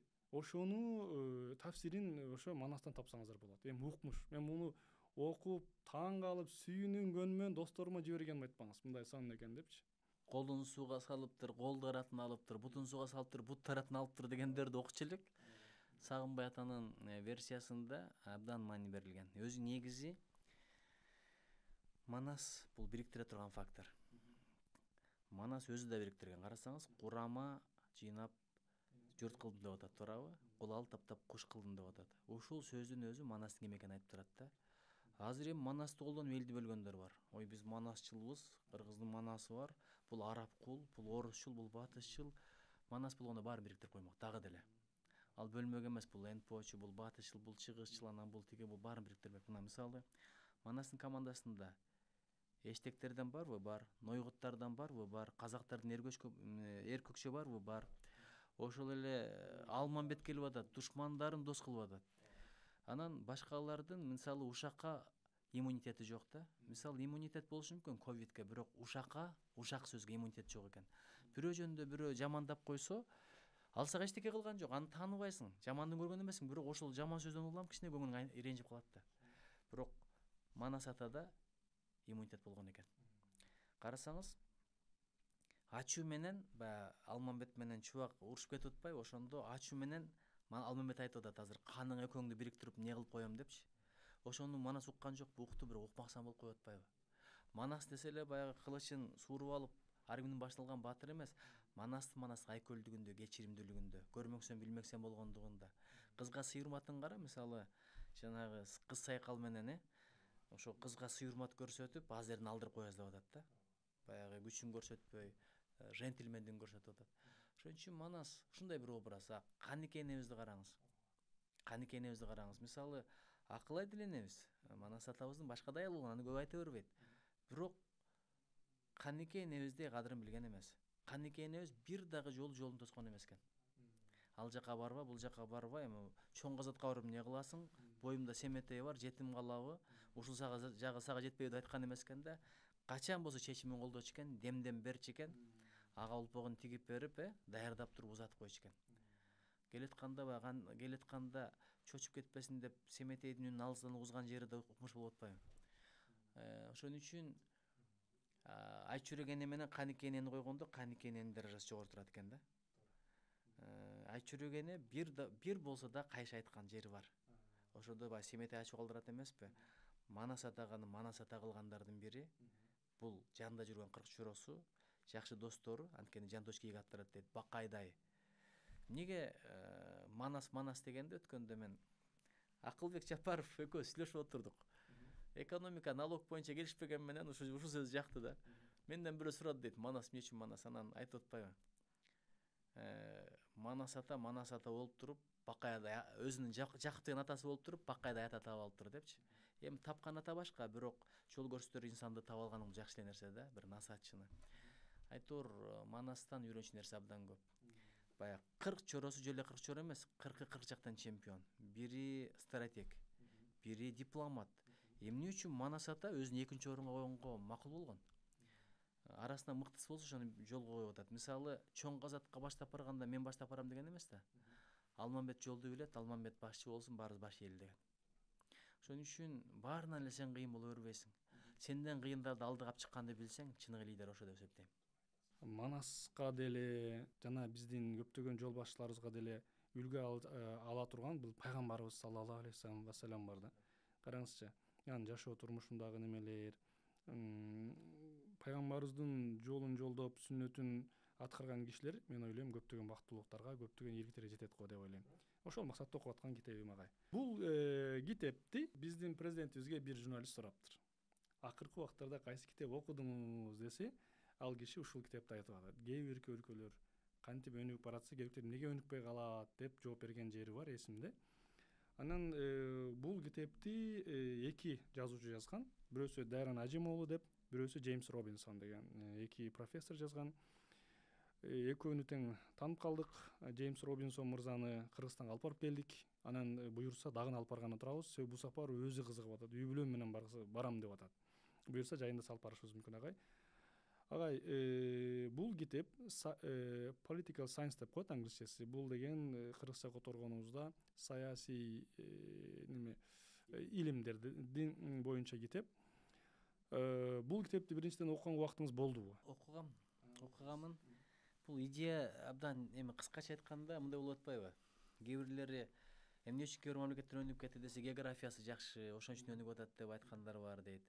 Кээ бирлери башкага шылтайт дейт. Бирок абдан жакшы айткансың да. Муну котормоңдо ошол нерсе бар да. Мисалы, Техас менен Канада географиясы окшош эле болуп атпайбы? Кечиресиз неме? Мексика. Географиясы окшош эле, бирок чек аранын бер жагы кандай, ар жагы кандай. Ошондой мисалдарды келтирип атасыз да. Кээ бир өлкөлөрдүн кен байлыгы көп деп айтышат, бирок кен байлыгы көп Африка кандай, кен байлыгы жок Япония кандай. Кимиси кайда жүрөт дегендей да. Ошондой мисалдарды келтирип туруп, эң аягында баягы институционалдык approach деп коет го, подход, башкаруу, мыйзамга болгон мамиле, эреже. Мисалы, бир адам Мексикада аябай байып кеткен, Америкага келгенде банкрот болгон. Анткени Мексикада тааныштан бир непотизм деген бар. А бул жака келгенде мыйзамга келгенде ал эч ким болбой калган деген нерселерди абдан сонун бергенсиң. Мен бул китепти жазуучуну которгом агай. Мен бул китепти окугамын. Бирок дагы бир кайталап окуп койсом жан тийбейт эле. Кайталоо эми баягы повторение мочения деп коет. Кайталоо бул аябай маанилүү нерсе да. Такрар деп коет араб тилинде. Кайталамай сайын илим адамда сактала бербейт да. Ооба. Бул китепти эмне үчүн эме кылдым? Маселе китепте эмес, маселе сиздин өзүңүздүн жеке саясий методикаңызды, ыкмаңызды бир аз билгим келип атат. Мен сизди жакшы тааныбайм. Сиздин дагы өзүңүзгө жараша мында ушундай саясий конкуренциянын ичинде өзүңүзгө кандай жол тандадыңыз деп ойлойсуз? Кайсы жол менен кыргыз элине жакшы бир бейкуттукту алып келишке аракет кыласыз бир депутат катары? Сурайын. Жанатан бери биз сиздин көбүнчө бир башка бир интеллигент катары, агартуучу катары тараптан сүйлөштүк. Эми ушул бир саясат боюнча бир эки нерсе. Эми билесизби, мага устаттарым айтканда, тилиңден ынтымак сөз чыксын, денеңден ынтымак амалы чыксын деп. Эми саясат ушундай нерсе экен, каалайсың, каалабайсың бөлгөнгө алып барат экен. Партия болуп бөлүнөт экен, анан орточул, оңчул, солчул, лефтистер деп, коммунисттер, анан либералдар, консерваторлар. Айтор мындай муну бул жактагыларды мен бирдекесин бааладым. Обама менен Маккейн экөө койгон эмеспи? Бул экөө бирине бири каршы койгон мезгилде, экөө бирөө республикалык партиядан, бирөө демократиялык партиядан эл бөлүнүп калат экен да, тарапкерлер болуп. Бирок арадан бир топ өткөндөн президент болуп Барак Обама шайланды. Маккейнди чакырып, экөө мындай жылуу баарлашып, элди бириктирип коет экен да, ошо аракет болот экен. Ошон үчүн элди, журтту бириктирген саясат болсо деп менин тилегим ошол. Бул аябай маанилүү нерсе. Анан экинчиден мындай команда менен иштеш керек экен да.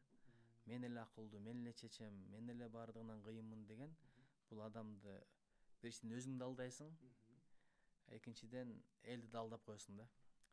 Анткени бир адам баарынан акылдуу болбойт. Ошон үчүн кыргыз бекер айтпайт да. Көп көл деп бекер айтпайт. Көп бириксе көл деп бекер айтпайт. Эки бакыр бир тукур деп бекер айтпайт.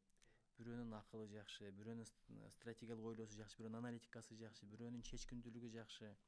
Ошентип Манас ата мен эле деген жок да, 40 чоро деди, туурабы? Манас ата мен деген жери жок экен дегеле. Ушул өзүбүздүн эле өткөн кеткенден издесек аябай жакшы болот экен да. Ар бир ийгиликке жетишкен лидердин командасы болгон. Мисалы, эмне үчүн Хрущев кыйналган? Баягы Кариб кризисинин учурунда. Муну Американын менеджментинде группа политического планирования деген бар экен да. Ал чечимдерди Джон Кеннеди командасы менен кеңешип кабыл алып аткан. Балким Хрущевдуку деле бардыр, бирок ал көбүнчө өзүнчө кабыл алган да. Ошон үчүн баары бир кеңешип kesкен бармак оорубайт. Пайгамбар алейхисалам кеңешкен адам болгон. Эгер өзү чечсе, пайгамбар алейхисалам адашпайт эле. Анткени айтат го 99 акыл ага берилсе, бир акыл бүткүл адамзатка бөлүнүп берилген депчи. Бирок ошондо деле кеңешип атпайбы? Анын кеңешин угуп, мисалы жанагы Кандак согушунда анан окоп казбады беле? Жана окоп казбады беле? Ошол тегерегин аны кимден үйрөнгөн? Сальман Фарстан үйрөнгөн. Анткени парстарда көп согушкан. Ал Сальман Фарс ал жактан келгенде айтып атпайбы, биз ушинтип согушат элек десе, ошонун кеңеши менен анан кийин шаардын четинде аң казып атат. Аңдан өтө албай билесиз, шамал болуп, адамдар анан душмандар качып кетип калган го. Ошон үчүн кеңешкенге бир мыкты командага береке берсин деп тилейм да. Мен ушул эки нерсени айткым келип атат. Анан калгандары эми ача турган деле нерсе эмес, көбү ача бербеш керек саясаттагы адамдарды.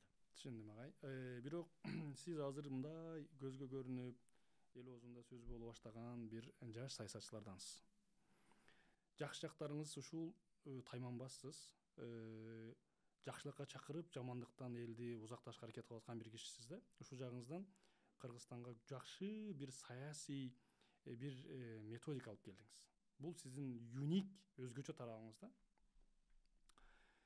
Бирок саясат оңой эмес экенин көп айтышат. Мен билбейм, саясатчы эмесмин. Бирок сыналасыз. Мына чоң саясатчылар сыналып келген, сыналышып атышат. Сизге дагы ар түрдүү тоскоолдор болот. Ар түрдүү эми көп ача бергим келбей атат, бирок кыйын бир тоскоолдор, кыйын бир сыноолор келгенде кантип эрекесиз? Ушул боюнча кантип өзүңүздү даярдап жүрөсүз? Азирет Абубакыр айтса керек. Мен же ушу 4 мыкты башкаруучунун бири да, же Азирет Умар, же Азирет Усман, же Азирет Али. Мен дейт, кыйынчылыкка сабырылгандан көрө дейт, бир сыноо келип сабырылгандан көрө жакшылыкка шүгүр кылганды артык көрөт элем депчи. Өз тилек ниет кылыш керек, Алла Таала жакшылык менен сына деп. Анткени ар бир күн сыноо. Жакшылыкта сыноо, анча мынча кыйынчылыкта сыноо да. Сыноо күн сайын келип турат. Анан бирок ошонун баардыгы жакшылыкка деп эсептейм. Мисалы кечээ эле Америкада бир мекендешибиз келип жолуккан. Ал мен үчүн мекендеш. Албетте баягындай бир социалдык баракчылардан өзүнүн оюн айтып жүрөт, кээде мындай аша чаап кетет, кээде эмоция калтырып коет. Анан кечээ келип баарлашып турду, анча суроолорду берип, бир эки аманаттарын айтып, ошону бирөө сүрөткө тартып чыгарып ийиптир. Бүгүн бүт Кыргызстан дүңгүрөп, экөө жолугуп туруп тигил эле бул эле. Ар бир мекендешим мен үчүн мекендеш бойдон калат. Алардын оюн пикирин сыйлайм, элдин өкүлүмүн. Анан мындай ылгап, иргеп, бул жакшы, бул жаман. Бир эле жаман бар, ал шайтан. Өзүңдүн напсиң бүттү. Менин бир устатым айткан, баары жакшы, мен жаман, баары будай, мен саман деп. Эгерде ууру болсо дейт, сен ууруну жаман көрбө, уурлукту жаман көр дейт. Уурлук деген сыпат кетсе, ууру болбой калат дейт. Араккорду жаман көрбө, араккорлук сыпат, анан араккор адам дейт да. Араккорлук кетсе, араккор эртеге такка болуп калат дейт. Ошон үчүн эч кимди жаман көрбөш керек. Бүгүн ал балким андай болгону менен эртең башкача болот. Ошого баары жакшы, мен жаман, баары будай, мен саман деп кете бериш керек. Анан Алла Тааладан дайыма жардам сурайм. Алла Тааланын жардамы жок, биз эч ким эмеспиз. Чын, мен баарын кылам деп көрчү. Бул дүйнөдө кичинекей тикен кирип кетсе, ошону көтөрө албайсың. Ушунча оор жоопкерчилик аманатты кантип көтөрөсүң? Ошон үчүн мен таянганым Алла Таала, ишенгеним Алла Таала. Анан ар кимге жагам, ыңгайлашам десең адашып калат экенсиң. Ушу жаксам Алла Таалага жагайын, корксом Алла Тааладан коркоюн. Анан калгандарын ойду, ниетти тазалаш керек, жакшылык каалай бериш керек. Бүгүн түшүнбөсө эртеге түшүнөт. Анан ушак деген нерсе бар, амбиция деген нерсе бар, кээде жанагындай бир интригалар бар. Анан бүгүн ушинтип калды деп кыжылатып отурган нерсе эмес да, өмүр кыска. Көп эле кыжылат боло бербей, алдыга кете бериш керек. Алла Таала баарын ордуна коет. Мен бирдикеге ишенем. Алла Таала менен мамилеңди оңдосоң, Алла Таала башка бирөө менен мамилеңди оңдоп коет. Бул турган маселе. Ичиңди оңдосоң, сыртың оңолот. Акыретиңди оңдосоң, бул дүйнөң өзү эле оңолот. Биринчи орунга акыретти коюш керек. Анан жараткандын көңүлүн, жараткандын ыраазылыгын койсоң эле баардыгы жакшы болуп кете берет экен. анан кээде акылга саласың, пландаш керек. Мына мисалы Гитлер деле пландаган, план бузулуп калбадыбы? Наполеон деле пландаган, анда план бузулуп калды. Ошон үчүн жараткандын планында болот баары бир. Ошону таанып туруп эле анан кийин бир жакшы ниет менен кадамдар жасап кете берсең, мен ишенем, береке, ийгилик болот. Ар бир адам бирдекеге таянат. Ар бирөөлөргө таянат. Бирөө байлыкка таянат, бирөө бийликке таянат. Байлыкка таянган адам да өкүнгөн, бийликке таянган адам да өкүнгөн. Бийликине таянгандар алданып калган. Байлыгына таянгандар адашып калган. Суллугуна таянгандар бар, күчүнө таянгандар бар. Бүгүнкү бар күчүң эртең эмне болот бир Алла Таала билет. Ошон үчүн ла хавла ва ла куввата илля биллах деп бекер айтпайт да, күч кубатын эс берген Алла Таала. Ошон үчүн Кудайым колдосун. Бул менин суроом эмес, бирок жаштар арасында бир суроо болду. Биз Нуржигит мырза сыяктуу бир канча жаш саясатчылар эл өкүлү болуп баратканда аябай мындай сүйүнгөнбүз, колдогонбуз, коштогонбуз. Бирок тилекке каршы кээ бирлеринен кайрадан сууп калдык. Себеби ошол жака жеткенден кийин бул ошол жактын бир тайгак жолубу, же болбосо барган сайын ошо курч байкелер, курч агай эжелерибиз барган сайын өздөрүнүн эмесин жоготуп атабы, же ал жактын бир мындай айтканда басымыбы болуп атабы? Неге ушул жака барганда көптөгөн чыгаандарыбыз жоголуп кетип атат деген жаштардын арасында ушундай бир суроо пайда болуптур. Билесизби, курч деп эле ташты чаба бербеш керек. Курч деп эле темирди чаба бербеш керек. Баары бир майтарылып калат да. Ошон үчүн аларга деле туура түшүнүп мамиле кылып койсун. Эми ар түрдүү себептер бар. Кээде билесизби, мага эми курч болуп туруп бирөөнүн көңүлүн ооруткан деле туура эмес да, саясатты деле мындай адемий саясат болсо жакшы болот эле. Бул ушундай бир түшүнүк бар да, адемий, көркөм саясат дегенчи. Саясат дегенде эле сөз кыйкырыш керек, басынтыш керек. Анан кээ бир аксакал кишилер айтат да, кыргыйдай тийип тур депчи. Эми мен кыргыйдай тийген депутат, министрдин деле бала бакырасы бар, апасы бар дегенде, мен да министр болгом, мага да кыргыйдай тийген. Кээде мындай адилетсиз тийип калат. Адамгерчилик деле саясат жакшы. Анан апам дагы кээде мындай ачуу калтырып, эмоция калтырып койсом келгенде капа болуп калат. Балам, бекер эле ошонун көңүлүн ооруттуң. Эртеге баргындагы телефон чалып, мен сени жакшы көрөм, сыйлайм, урматтайм деп кой дейт.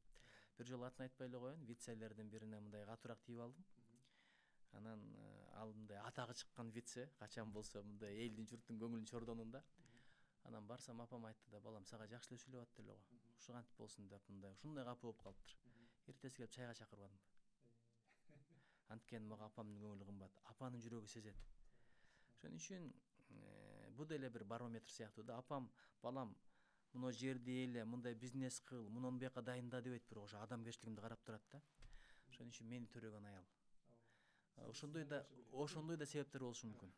Анан баягы элге жагам, анан ушундай курч көрүнөйүн деген ниеттин өзү жакшы эмес. Болгону туура сүйлө. Туура сүйлөгөн кээде ачуу болот, бирөөгө жагат, бирөөгө жакпайт. Бирок туура сөздүн аягы, туура жол түбөлүктүү да, мындай. Түбөлүгүн ойлош керек экен. Бүгүндү эртеңди эмес. Ошого мен дайыма дуба кылам, Алла Таала адаштырба. Канча аң бар, канча дөң бар, чалындырба, кулатып ийбе деп. Бир Алла Таалага таянып, жакшы дуба тилектерди кылып, алдыга жыла бериш керек. Анан күнүңү градация болсун да, бүгүнтөн эртеңибиз жакшы болсун, эртеңгиден бүрсүңкүбүз жакшы болсун. Анан кээде ылдый болот, кээде жогору болот. Өткөндө бир экспериментти көрдүм. Эки шарикти ылдый жөнөтүп атат да, бирөө түз жол менен кетип атат. Экинчиси баягы толкун жол менен. Толкун жол менен кеткени бат жетет экен.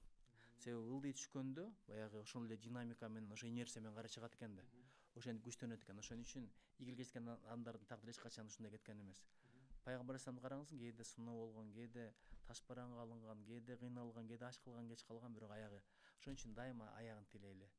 Ушу мен тилегим ушул, Алла Тааланын алдына барганда жүзүм жарык болсо экен. Тилегим ушул, бул дүйнөдөн баарыбыз кетебиз. Кетип атканда акыреттеги ордумду периштелер көрсөтсө жылмайып кетсем экен. Жүзүм жарык болуп кетсем экен. Баягы төрөлгөндө адамдар күлүп, сүйүнүп күтүп алат экен да, бир нерселер төрөлдү деп. Бирок өлгөндө ушундай бир кайгырып, жердегилер кайгырып, асмандагылар кубанып тосула тургандай бир жашоо өткөрсөк, ошол бакыт, ошол ийгилик. Анан бүгүн канча мынча бир мактуу сөздөргө алдангандан Кудай сактасын. Деги эле мактоону сүйгөн бул жакшы сыпат эмес. Ошон үчүн актанбайлы, даттанбайлы, мактанбайлы, туура түз жүрө берели. Эгер дарак түз болсо, падышанын үйүндө баягы устун болуп турат экен да. Эгер түз болбосо, отун болуп тандырга жагылат экен. Түз жүрө берели. Рахмат агай. Сиздин алып бараткан саясатыңыз, алып жүргөн өзүңүздүн алып жүрүүңүз бизге аябай жагып келет, жаштар катары. Сиздин дагы жаккан тарабыңыз, сиз көптөгөн саясатчылар сиз айткандай кандайдыр бир өзүнө таандык жеке немелери бардыр. Бирок сиздикинин жаккан тарабы ушул. Өзүңүздү жеке эле өнүктүрүп эле жүрбөстөн элди жеке өнүктүрө кетейин. Элге дагы билгенимди, көргөнүмдү, окуганымды бөлүшөйүн деген эр жүрөк адамсыз. Мага жагат. Себеби көрүнгөн муну айта албайт агай. Көрүнгөн буну бирөөгө ушундай кылалы деп айта албайт. Себеби буну кээ бирлери коркоктугунан айта албайт. Кээ бирлери көрө албастан айта албайт. Сизде ушул жагы жагып атат. Сиз кемчилигиңиз менен бирге кээде айтып каласыз, мен ушуну кылышка аракет кылып атам, кээде кылбай атам. Бирок эми жанагы сөз бар эмеспи? Молдонун айтканын кыла бергиле, кылбаганын кылбагыла деп эле ачык эле айтып эле элди сүрөп эле ушинтип элди мындай агартуу жагынан элди мындай аркаңыздан сүрөп келатасыз да. Ошо жагып атат мага. Сиздей элибиздин ортосунда жаш уул кыздарыбыз көп болсун. Кудай таала сизге чындап мындай ийгиликтер насип кылсын, өмүр берсин. Ишиңизге ийгилик агай, келечекте дагы. Чоң рахмат силерге дагы, чакырганыңарга чоң рахмат. Мына аябай баарлаштык. Айтим групптап командаңар бар экен. Ушу командаңар менен элге журтка пайдалуу иштерди кыла бергиле. Амалыңар, кадамыңар, жамалыңар Алла Таалага жаксын. Бардыгыбызды Кудай Таалам адаштырбасын. Эки дүйнө даражабызды бийик кылсын. Элибизге ынтымак, береке, ошого себепкер болуп жүрө берели. Сага дагы чоң рахмат. Рахмат, сапарыңыз байсалдуу болсун агай. Амин.